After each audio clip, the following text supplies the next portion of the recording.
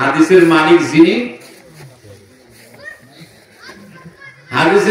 যিনি আমি তার কাছে সরাসরি জিজ্ঞেস করে সুবহানাল্লাহ কি মনে করেন আপনি? হাদিসের মালিকের সাথে কথা বলতে হলে এলেম রাখবে না? ওই এলেমটা এই এলেম নয়, ওই এলেমটা হলেন মারিফাতের এলেম। সুবহানাল্লাহ। সোনার মদিনায় সালাম দিলে বাংলার জমিন থেকে যদি সোনার মদিনায় ওই কলব যদি আপনার জারি হয়ে যায়, সোনার মদিনায় সালাম দেবেন, ওই সালামের উত্তর আপনি কানে শুনতে পারবেন। সুবহানাল্লাহ। ওই এলেম অর্জন করতে হলে কোন না কোন আল্লাহর ওলির দরবারে যাওয়া লাগে। সুবহানাল্লাহ।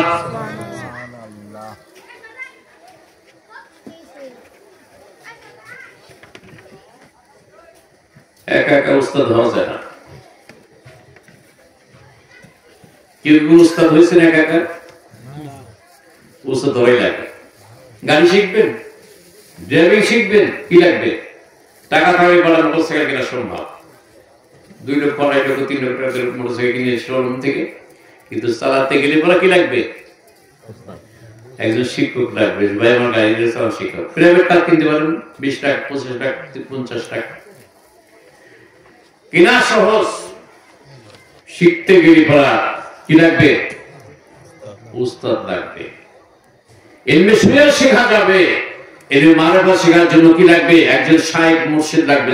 সুবহানাল্লাহ। শাইখ মুর্শিদ না হলে এলমে শরিয়ত শেখা যায়, মাদ্রাসার এলমে শরিয়ত শেখা যায়, মসজিদের এলমে শরিয়ত শেখা যায়।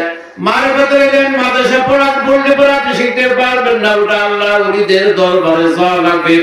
আর যুগে যুগে আল্লাহ ওলিদের দরবারে যে মানুষ ইলমে মারিফাত অর্জন করেছেন। সুবহানাল্লাহ।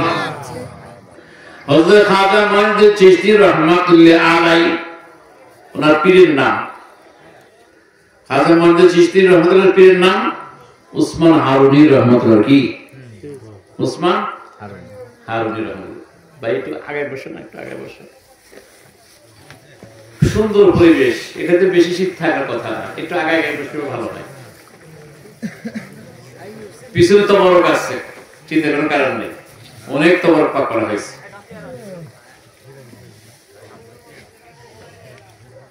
দুইজনে সফরে যাচ্ছেন, বাইজার উপরে এসে বসলে ভালো হতো। দুইজন সফরে বেরিয়েছেন, মাগরিবের সময় হয়ে গেছে, আজান হয়ে গেছে, আশপাশে কোনো মসজিদও নাই।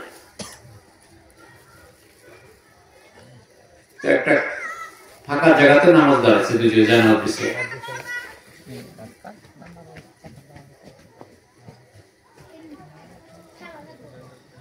তো উসমান হারুনি বলতেছেন, বাবা খাজা একটু অপেক্ষা করো, আরেকটা মানুষ হলে কি হবে? জামাত হবে। 3 জন হলে জামাত হবে, 3 জন হলে জামাতের শর্তটা কয়জন? 3 জন হলে একজন ইমাম 2 জন মুক্তাদের জামাত হয়ে যায়। সেটা ছোট হোক আর বড় হোক, জামাত হয়ে যায়। ওটা জামাতে ফাঁকা দেখা যায়, 3 জন লাগে করবে, কিন্তু জামাতের হক তো আদায় হলো না। নামাজ তো একা পড়লেও হয়, 2 জন পড়ার না পড়া ওই একা পড়া একই কথা। 3 জন হলে জামাতের সবটা পাওয়া যাবে। যা কেউ কথা আলোচনা থাকে, একটু অপেক্ষা করো, দেখি যদি কেউ আসে। তো হঠাৎ করে দেখতেছেন একটা জঙ্গল থেকে যে কাঠুরিয়া কিছু কাঠ কাইটে মাথায় করে নিয়ে আসতেছে। কাঠুরি বলতেছে, হুজুর আমি নামাজ পড়বো, আপনি একটু অপেক্ষা করেন, আমিও নামাজ পড়বো আপনার সঙ্গে। তাহলে কি হইল? এবার জামাত হবে। একটা মানুষ আসতেছে, দেখতেছেন যে একটা মানুষ আসতেছে, অপেক্ষা করেন, তাড়াহুড়া করেন না, কাঠটাগুলো রেখে আসছে।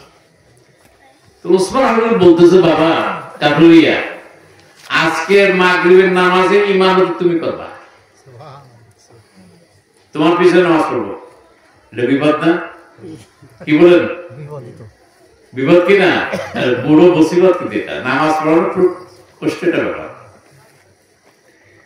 কুষ্টিয়া জেলার একজন ড্রাইভার ছিলেন, লোকটা এখনো আছেন, বাস্তব ঘটনা বলি, ট্রাক চালায়। ওর প্রতিদিন হলো মানিকগঞ্জ বিশ্বের কাছে মুড়ি হয়েছে।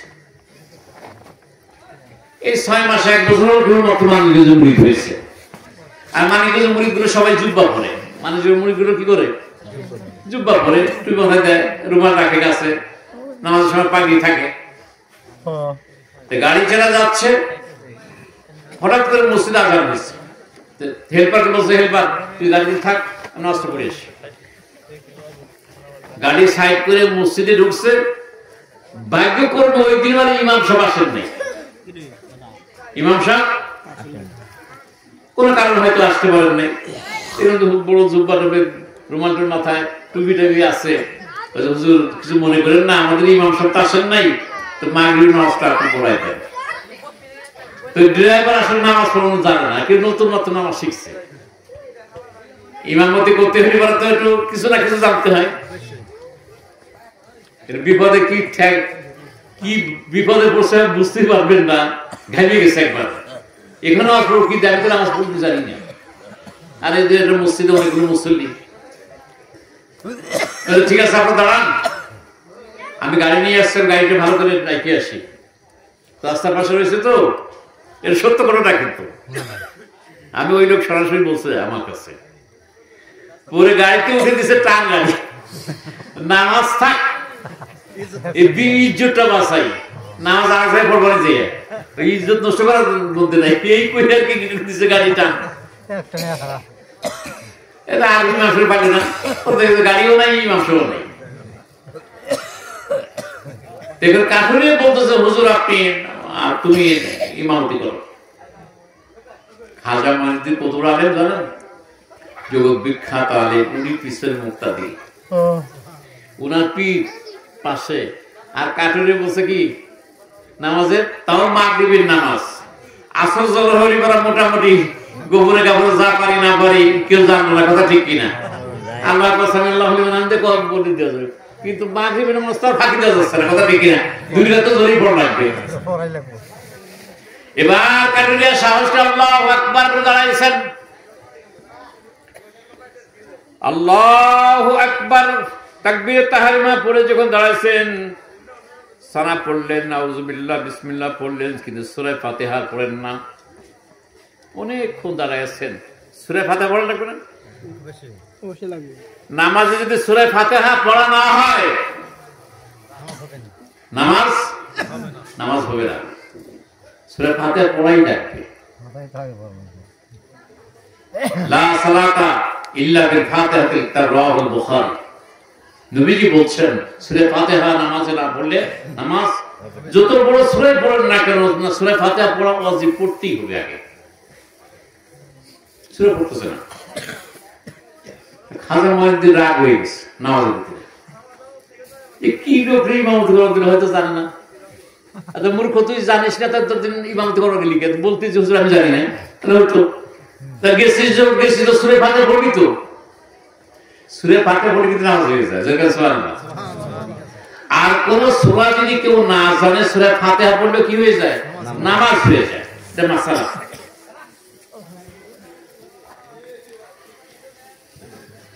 পিছন থেকে শেষে রাগে ছোটে খাজা বোকা, কিসের ইমামতি করতেছ তুমি, এতক্ষণ লাগে নাকি তোমার সূরা ফাতিহা পড়তে? ধমক দিলে নামাজ আছে নাকি? মুক্তাদের নামাজ গেছে, ইমাম সাহেব ছুটে গেছে নামাজ, ভয় পাই গেছে। ধমক দেয় তাহলে ভয় পায় না? আর খাজা মঈনুদ্দিন মতো মানুষ তাও ধমক দিচ্ছে। হযরত ওমর রাদিয়াল্লাহু তাআলা আনহু এমন একজন মানুষ ছিলেন, শয়তানরা সামনে যেত না, শয়তানরা সামনে হাঁটতো না, পিছনে থাকতো। নজর পড়ে শয়তান টাস করে পড়ে যাবে, চোখের নজর এরকম ছিল। একদিন খুতবা দিচ্ছিলেন, সূর্যের আলো এসে ওনার চোখের মধ্যে পড়ছিল। খুতবা দেওয়ার সময় সূর্যের আলো এসে পড়ছে, উনি গোলাম অবস্থা তাকাইছে, সাথে সাথে সূর্যটা আলো অন্ধকার হয়ে গেছে। এই মাপের মানুষ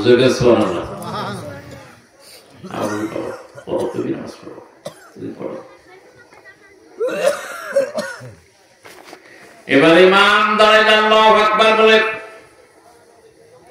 সূরা ফাতিহা পড়লেন, এই সঙ্গে আরেকটা সূরা মিলালেন, রুকু করলেন, কিয়ামে দাঁড়ালেন, আল্লাহু আকবার বলে সিজদায় অবনত হলেন। সিজদায় যাওয়ার পরে আর মাথা তোলেন না। অনেক লম্বা হয়ে যায়, অনেক লম্বা হয়ে গেল। 3 বার, 5 বার, 7 বার, কয়বার পড়বেন আপনি? 9 বার পড়তে থাকেন।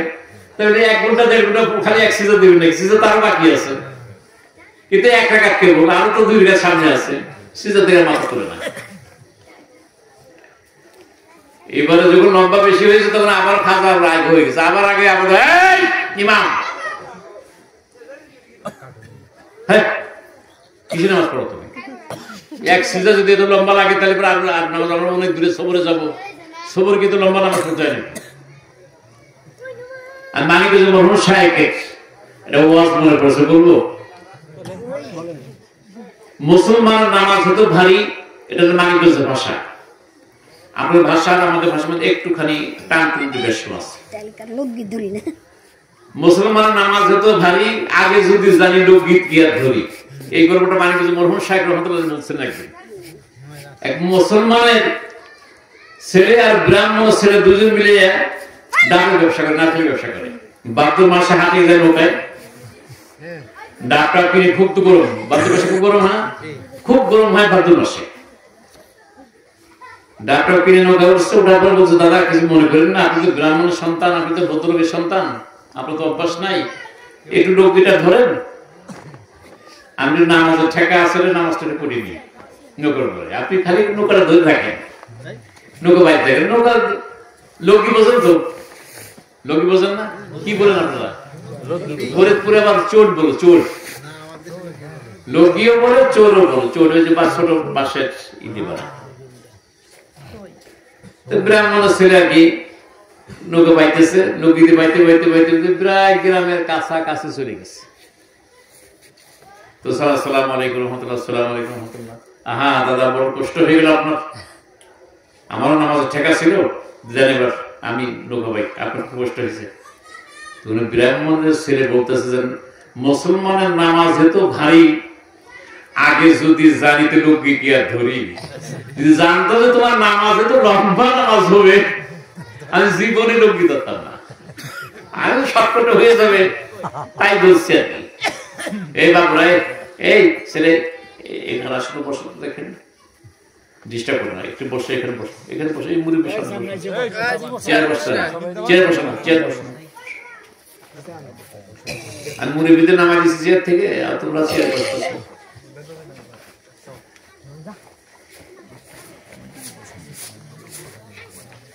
দৌড় দেওয়ার পরে নামাজ থেকে ছুটে গেছে, ইমামও ছুটে গেছে, মুক্তদের ছুটে গেছে। তৃতীয়বার বলতেছেন হুজুরে, যে বাবা তুমি আবার নামাজ পড়ো, তুমি পড়ো।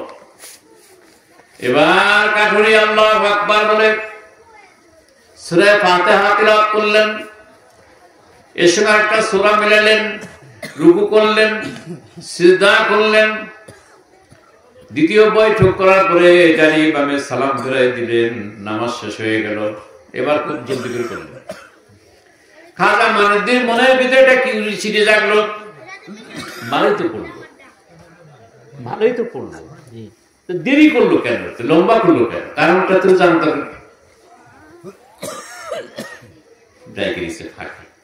ভাই আমি ধমক দিচ্ছি, বিয়াদি মাপ চাই, আমরা রাগ করি না, আমি ধমক দিই, লম্বা টাইম নামাজ তো পড়ি নেই, এর মাগের নামাজ যাবো অনেক দূরে আমরা, কারণটাকে তুমি ভালো করতে পারো, ভালো পড়লা, পরে তো বেশ সহি শুদ্ধ করে করছে। এবারে কাঠুরিয়া বলতেছেন, ভাই খাজা মাইনুদ্দিন চিশতি শোনো, ওই নামাজ আমি পড়ি না, যে নামাজ আমার মওলা আমার সামনে আসে না, ওই নামাজ আমি পড়ি না। শুধু আমার মওলা আমার সামনে এসে দাঁড়াবে, আমি মওলার কুদরতের পায়ের মধ্যে সিজদা দিব, ততক্ষণ পর্যন্ত আমি সিজদা দেই না, মওলা আমার সামনে এসে হাজির না হয়। সুবহানাল্লাহ। আমি অপেক্ষায় ছিলাম যে কোন সময় আল্লাহ এসে তার কুদরতের পাটা রাখবে আমার জায়নামাজের সামনে। তুমি তো ধৈর্য দিতে পারলো না, তুমি ধৈর্য দিতে হয়ে গেল, সময় লাগে তো। তুমি ধমক দিলা, নামাজ নষ্ট হয়ে গেল, আমার খেয়াল নষ্ট হয়ে গেল। ওই যে নামাজ আমি কোথা থেকে শিখতে, ওই যে আপনার শাইখ আছেন এখানে ওসমান হারুনের কাছ থেকে এই নামাজ শেখা লাগবে। জোরে গান সুবহানাল্লাহ। আল্লাহ রাব্বুল আলামিন কিছু মনে করেন না, আমি আপনাদের সাথে একটা গল্পের সাথে আরেকটা গল্প মিলাই বলতে হয়। মুসা পয়গম্বর আল্লাহর একজন জলিল কদর পয়গম্বর ছিলেন, আমার আগে বিশেষ বক্তাই আলোচনা করেছেন। উনি যেটা বছর ওঠে বলছি না, মুসা পয়গম্বর এবং কিতাবদারি পয়গম্বর, ওনাকে কিতাব নাযিল হয়েছে। ইলমে মারিফা শেখার জন্য আল্লাহ রাব্বুল আলামিন একজন ওলির কাছে পাঠাইছিলেন। এটা কোরআন শরীফে আছে। মনে মনে ভাবতেছেন, আল্লাহ এই জামানায় এই যুগে আমার চেয়ে জ্ঞানী কোন মানুষ আছে? ভিতরে একটা অহংকার জাগছে, আমার চেয়ে কি কোন জ্ঞানী লোক কি এই জামানায় আছে? আল্লাহ বলছে, মুসা আছে, তোমার চেয়েও জ্ঞানী মানুষ আছে। কোথায়? তার সন্ধান যদি পেতে চাও তাহলে সাগরে পাট দিয়ে হাঁটতে হবে। উনি একটা পদ্ধতি শিখাই দিলেন, কই মাছ ভাজি করো, কই মাছ ভাজি করো, ব্যাগে নাও। যেখানে যে দেখবা যে কই মাছ তাজা হয়ে চলে গেছে সাগরে, ওইখানে দেখবা সেই পাগলের সঙ্গে দেখা হবে, ওই পাগলের সঙ্গে দেখা হবে।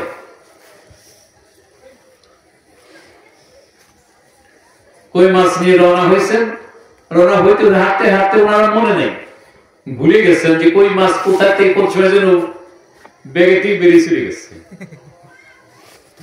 হাঁটতে হাঁটতে মনে নেই, খেয়াল নেই, কি ব্যাপার বুঝে না কেমন মাছগুলো কোথায়, মাছ পড়লো কোথায় তাও তো জানি না। ব্যাক করছে, পিছনে যাওয়ার পরে একজন দেখছি একটা পাগল বসা, হুজুর আমার এখানে মাছ পড়ছে। কি মাছ? বাজি মাছ। কোথায় গেছে? পানিতে চলে গেছে। বাজি মাছ পানি চলে গেলে এরকম করে গেছে। তারপরে আপনি বসে আছেন তো এখানে এই কাজগুলো না করছে। হুজুর আমি আপনার সঙ্গ লাভ করতে চাই, কিছু সময়ের জন্য আপনার সময় দেন, আমি আপনার সঙ্গে থাকতে চাই।